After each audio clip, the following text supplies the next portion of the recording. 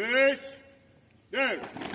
1, 2, 3, 4. 1, 2, 3, 4. Getir ikinci harekete. Say ver. 1, 2, 3, 4. 1, 2, 3, 4.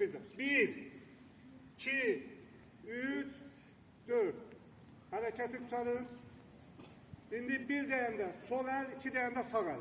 1, 2, 1, 2, 1, 2, 1, 2, 3, 4, 3, 4, 3, 4, 1, başlayayım ben de. 1, 2, 3, 4, 1, 2, 3, 4, 1, 2, 3, 4, 1, 2, 3, 4.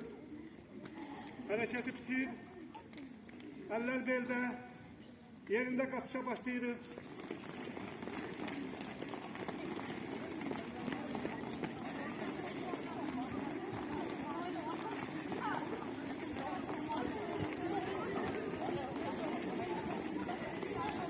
Hareketi bitir. Yine eller belde, hareketin çıkış vaziyeti. 1, 2, 3, 4. Murat Hans tarafa etse siz Murat'ın eksine. Başla. 1,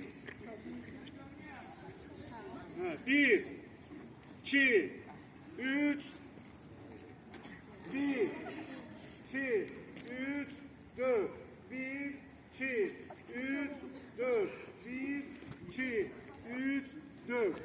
Hareket bitir.